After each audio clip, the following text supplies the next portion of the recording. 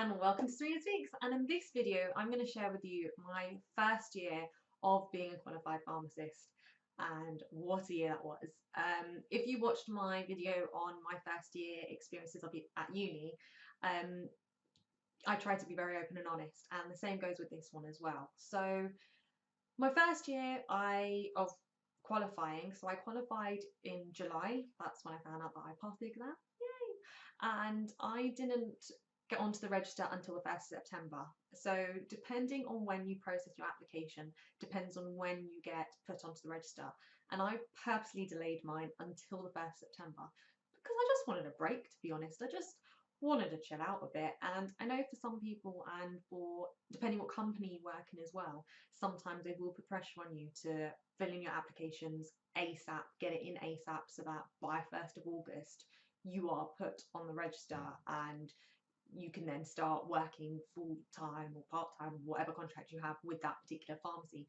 But you get to then be with that particular pharmacy and work pretty much straight after finding out that you've passed. And that's fine, that works for some people, but for myself, I just wanted a bit of time out. And I never had a gap year or anything like that, so this was a good chance and a good opportunity for me for, even though it was only a bit, like just over a month, just to have a bit of a break really. So that month I did spend efficiently though, so I sorted out my MUR accreditation because I knew I was going to be a locum, so I had to sort out all my HMRC side of things, set myself up as self-employed. If you want more information on that, please do check out my video on my locum experiences in general. And that will give you more highlights on how you go about doing all those different things and what you need to do in order to become a locum. But back to my first year as being a qualified pharmacist. So yeah, I got put on the register 1st September, and for the first 2 weeks I worked in my pre-reg store, which really was a big help because it was a comfort thing. I was familiar with that store, I knew the patients, so that was really helpful. And what was made even more helpful was that actually I was doubled up with another newly qualified student, or pharmacist even, and she was actually one of my friends from one of the other branches. So it was really nice that I got to work with someone that I already knew and that we could bounce off ideas on each other, and if one of us was stuck, at least, again, it's a comfort thing, you have someone there that you can ask. My tutor was away on holiday, hence we were the ones locuming for those 2 weeks in my pre-reg store. But yeah, so that side of things was really nice. It was when I did experience my very first aggressive patient, to the point that he was nearly going to slap me. Again, I've got a video on that too, so check that out as well. I'm sure many of you can relate to a situation where a patient or a customer has just been absolutely disgusting in their behaviour. And the sad thing is you probably have more than one example of such a situation, but yeah, that shed a lot of light to me and opened my eyes to actually how horrendous some people can be. But got through it, so still good, still good. And after that, I then started locuming. So I went through an agency because I just found that easier, and I went to so many different places, to supermarkets, to small chain independents, big chain independents. It was such a good experience, and honestly I would really promote locuming to any newly qualified. I've seen pharmacists who have, for example, been with the same company as, say, a summer student placement, on a summer student placement, then been a pre-reg, then been a pharmacist in that same company for years and years and years, and actually they get to a point where they then feel stuck because they only know how to use that one system, and they're so wrapped up in that one company that actually the thought of going elsewhere becomes really scary. So I'd say if you get the opportunity to locum somewhere else, yes, it can be scary, but it just adds a whole lot of skill sets which you can really use to your advantage. So I got to learn how to use Analyst, Next Phase, Proscript, Pharmacy Manager, some of the really key and main pharmacy systems that are out there. So if you do get the chance and you do get the opportunity to work in other places, definitely do it. What I'd also advise is, say for example I was working in a store where it was pharmacy manager. Pharmacy manager was something that I had never known how to use before. Ask someone who has used it before to help you out beforehand. So one of my friends, she was working in actually another company, but they also used Pharmacy Manager, and she really helpfully sent me a whole list of instructions of how to just log on to it, how to use a PMR system, and that really then gave me a bit more confidence. So at least when I'm going in there, I'm not going in fully not knowing what I'm doing or fully blind. Like, I had my little set of notes with me, which did help. And to be honest, when you're in a new place, not even just as a newly qualified, even if you've been qualified for so many years, a lot of dispensers are understanding, and they do understand that actually, fine, you've never used the system before, so they'll either allow you to just do services and to just check, or some of them do then teach you how to use the system. And I would say try and be that pharmacist that does learn how to use the system. Don't just fall into that rut of just wanting to check or just wanting to do services. I think it's always best to try and be all-rounded, so actually knowing how to use different systems, even though you've never used it before. Just trying to learn the basics of it can go a long way, and it gives a good impression to the team that you're working in as well, which is really, really key. And especially if you're doing locum work, you want to try and make those connections as much as you can. Try and, like I said, find someone who you know works in a store which uses the same system as a store that you're going to be working into. In my example, Pharmacy Manager. Have a set of notes if you can, and try and just play around with it. What I would also advise is, say you need to be there at 9 o'clock, get there for 8:30. Just so then for that half an hour you can play around in the system, use your notes, play around, and at least when you're presented with that first patient, that first customer, it won't feel so overwhelming or scary. So yeah, so I locumed for a while. What I found with locuming though, especially over the Christmas period, was that it was really hard to find locum jobs, which I found so surprising, because I thought, Christmas time, people, that's when they want to go on holiday, so there'll be loads more work around that time. But actually, no, it's the opposite. A lot of companies don't want to use locums because they want to hold on to their own staff, because they know that their own staff knows their own patients, knows their own customers, and it makes life easier. And actually, when you're working in companies, trying to get that Christmas period off is really, really difficult. So trying to then get locum work is very, very difficult as well. So a lot of the time you have to travel to really far places. You might go a while actually not having any work coming through. What made me decide to actually look for a permanent position was I got really ill within that year, and I mean it was they said it was food poisoning, but I mean this was horrendous food poisoning. I've never had food poisoning like this. It was for 2 weeks, and I'm not going to go in the graphics of the detail of how horrendous this was. Just take my word for it. But I lost a lot of weight, and yeah, it was not nice. It was horrible. I could not eat for 2 weeks. I basically couldn't eat. Like, it was horrible. But with that, I couldn't work either. So that's 2 weeks of not being paid, which is actually quite a significant amount. So for me, that's when I thought, okay, you know what? I need to find a job where, I have a bit more stability. And for some people, locuming, they can do that for years and years, and that's fine for them. For me, it was that whole stability factor that I felt, actually, no, I want to find something that bit more secure.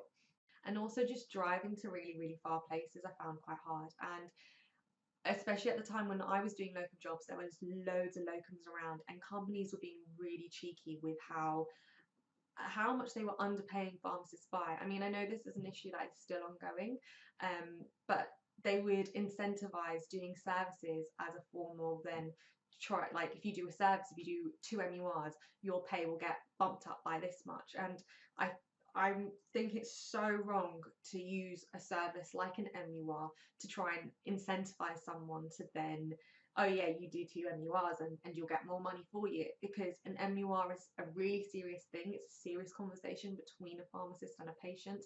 It's their opportunity to really intervene in a patient's life. They really need it.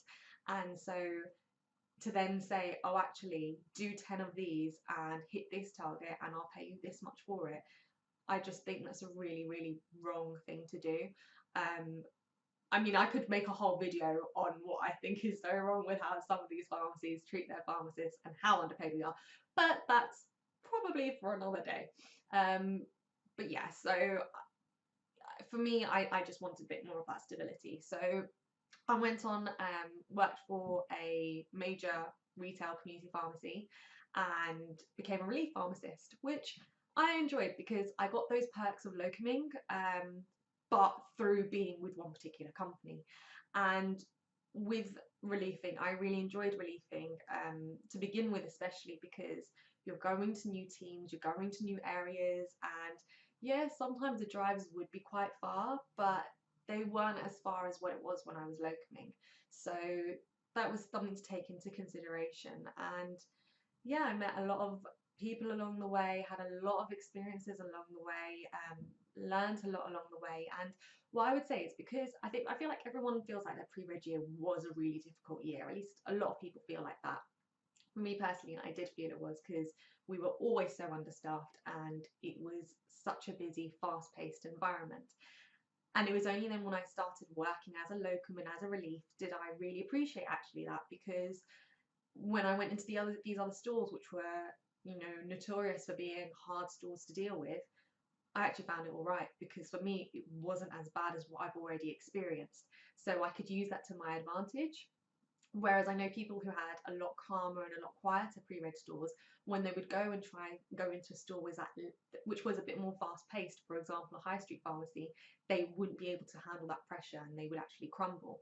So in a reflective kind of way, yeah, I am grateful for how busy my pre-reg was, because at least, like I said, what I learnt from there and what I could then take from there was actually used during my role as a locum and as a relief. And my tutor, despite how difficult and hard stuff was, she would always remain so calm with things. And I'd like to think that's something that I then tried to do when I was a pharmacist, and try and take that attribute from her, and like I said, try and do that as well, and just try and keep calm in all situations. And so yeah, so that was then relieving.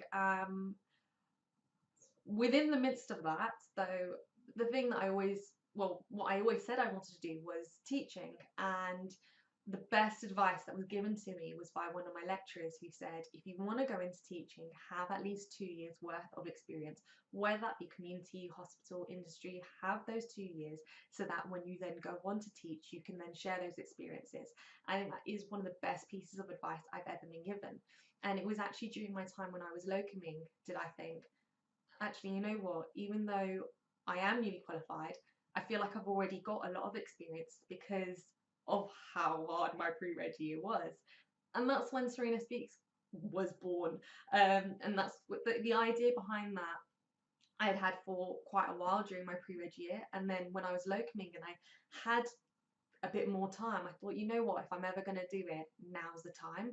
And yeah, and then that's what then helped me, I guess, get into teaching. And now I'm in a role where I do get to teach, which I absolutely love, and I'm so grateful that I get to do that. And I guess maybe if I hadn't done that, and I'm being really honest with you, if I hadn't taken that leap of faith and taken that risk to put myself out there and talk in front of the camera, I probably wouldn't be in the position that I am today. So the message that I'm trying to say is, take those risks sometimes. And I've said it in previous videos before, but make the most of those opportunities that are in front of you. And that's something that I can't stress out enough.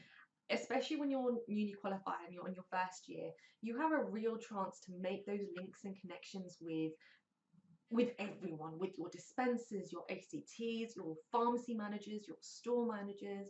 Make the most of those people that you that you worked with and learnt alongside with during your pre-reg year, but also during your newly qualified year as well. Make the most of those connections that you have, because you don't know where those connections might take you. And if you're thinking, well, actually, I've been doing community pharmacy for a while now, or I've been doing hospital pharmacy for a while now, I'm doing industry for a while now, maybe this isn't where I see myself in, say, 5 years' time. you have the power to change that. And I think that's what is so great with a degree like an M.Pharm degree, like a pharmacy degree, is actually there are so many other things that you can do, not just the case of just community, just hospital, just industry. You could go into writing, you could be like me and go into teaching, you could be in a role where you advise other pharmacists, you could work alongside clinical governance or CCGs, GPHC. There's so many different avenues and routes that you can take. Don't just think it's just community, just hospital, just industry. That isn't the case at all. And remember, we say industry. Industry is massive. There are so many different departments and fields that you can go into with industry on its own. So I think, yeah, sometimes it's easier said than done, knowing where you want to be in 5 years' time. Like I said, for me, I knew it was that I wanted to be teaching, and I am very, very grateful that I get to do that on an everyday basis, and I do get to teach. I do get to work alongside students, which is kind of what the goal has been for me. And I really hope that you find that too, whatever that may be that you want to do. And maybe you don't know what that is right now, but that's okay, because as time goes on, I'm sure you'll figure it out. And once then you do find out what it is that you want to do, try and find out what you have to do to then get to that point, get to that end goal. For some people, for example, it might be to be an area manager. Okay, how do I get to being that area manager? What processes and procedures do I need to get in place? Well, a lot of the time it will be that you have to, say it's a big company, you have to work in their various different types of stores that they have. So in their smaller stores, in their bigger stores, in their flagship stores, and only once you, the airport stores, and only once you have experienced all those different types of stores do you then even get considered to be a store manager. And then once you break that and you get to do that, then you can think about, okay, an area manager. Now, how do I make that jump from being a store manager to an area manager? It's all about figuring out what path is right for you ultimately. But overall, that was my experiences of my first year as a newly qualified. So started off with locuming, ended up being as a relief, and learned so much along the way. As a relief, the main store that I was always put in was a care home store, and without being a relief, I probably wouldn't have had that opportunity to learn so much about care homes. And as hard as it was being in a care home focused store, like I said, I learned so much. And I think you always have to take the positive out of things and the things that you can learn from them. And that was definitely something that I learned from it. So eye-opening, so something so new to me. It was a new skill set that I got to learn really, and yeah, relieving gave me that opportunity to do that. But if you do decide to stay with the company that you did do your pre-reg in, go for it. Like I said, you have to go with the path that works best for you and that works right for you. Just because I went into locuming doesn't mean that's the right thing to do for everyone. Everyone has to go with what works best for them. And if you want any further advice, I'm right here. So you can always just message me, whether that be on Instagram, Twitter, Facebook, or in the comments below. Just ask and I'll try and give you as honest an answer as I can. So I hope you found this video useful, and if you did, why not give it a like, share, subscribe. As mentioned, please do also visit my Facebook, Instagram and Twitter. Until next time, thank you for watching and happy revising.